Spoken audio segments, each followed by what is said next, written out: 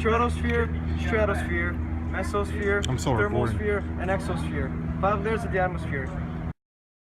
Yeah, troposphere is where the weather occurs, and stratosphere is where the good ozone is. That's where we want it to be, which is what the topic is going to be about. Montreal Protocol, effective since 1989 of January 1st, where 197 nations ratified to regulate CFC regulation on substances, CFCs, chlorofluorocarbons that are in the atmosphere, which deplete our ozone layer. Alright, ozone in the troposphere is actually pretty bad because you can get stuff like irritated airways and asthma, and so it's pretty bad in the troposphere. But in the stratosphere is where it protects us from sunburn, and that's what we want. When it depletes, where we can all get like skin cancer, it would be a lot more prevalent, and you know, stuff like that. Solutions to ground level ozone. More fuel efficient cars. Use more renewable energy sources.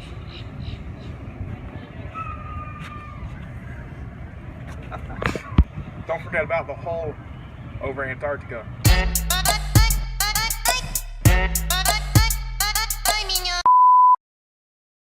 Go with 1%. Alright. The atmosphere is made of greenhouse gases.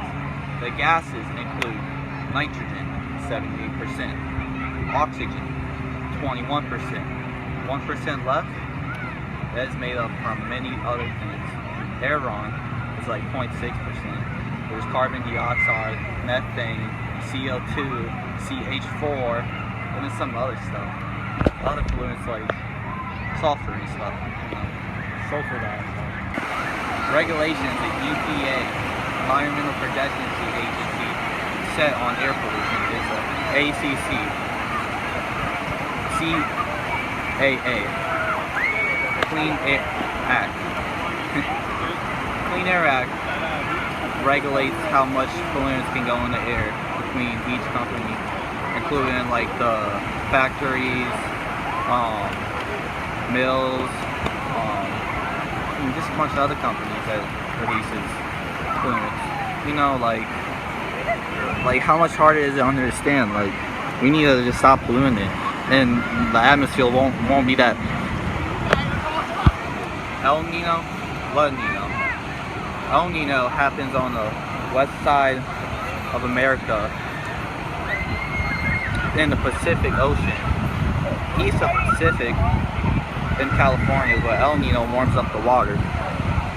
La Nina cools the water. El Nino usually happens in like December, like every 5 to 7 years. And that's when they get the warmest water, you know. Pro and cons of everything. Starting off with coal. A pro for coal, maybe including it's abundant. A con, sadly, it releases a lot of CO2. Sulfur dioxide. Natural gas. Natural gas. A pro, it burns cleanly. A con, a con, if it releases in the atmosphere, it's heating up much more than burning coal and stuff like that. Man, and then oil. It's pros. It's abundant. It powers a lot of machines. It is used wisely in like every country. A con, it does not burn efficiently. Like, it's as efficient doing like just stupid push-ups.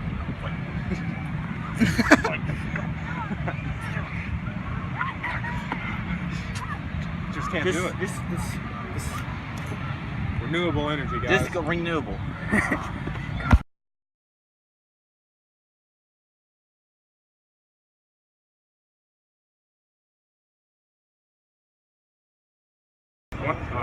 One example of a positive feedback loop is permafrost melting of the Arctic tundra, specifically around places like places in Canada and Russia. Permafrost is melting from CO2 emissions, you name it, and that permafrost is releasing pockets of methane that have been trapped there for thousands of years. And what happens is that methane continually warms up that permafrost to release more and more methane. Pokemania, brother. Like, Donald Trump, don't worry about my Hulkamaniacs. They're survivors. They're ready. But you, Macho Man, I don't care where you stand. I don't care what you believe in. All I want from you is your best.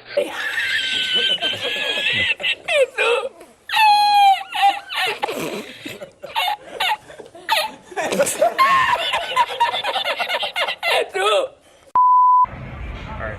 Industrial smog is caused by factories that burn fossil fuels for energy. The burning of those fossil fuels creates chemicals and pollutants like CO2, SO2, methane for certain stuff, and they combine with water droplets in the atmosphere to create haze, which can be a very problematic situation, such as an area like this. Kind of like photochemical smog happens in dry, sunny areas, such as right now. It usually comes with an excessive release of CO2 or any burning of fossil fuels such as all these cars. So there are many differences between photochemical smog and industrial smog. One thing is for certain. They both can cause asthma attacks, increased aggravated lung lining, heart attacks, and even death from people not being able to clean breathe air. Temperature change is a very common problem throughout the world. As we are warming up, temperature changes as little as 1 degree Celsius can destroy this whole fragile ecosystem in a matter of time. Alright, so the rate of drought has been increasing from 15% to more than double in most of the parts of the world. Sea level changes due to the warming up of the earth has expanded the water, or the oceans. As temperatures rise throughout the globe, precipitation patterns are expected to fluctuate. Scientists estimate that the closer you are to the equator, the more likely you are to experience severe drought and other things.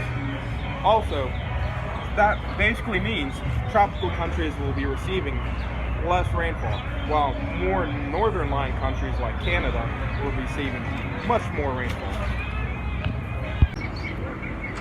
Saving the world one bottle at a time.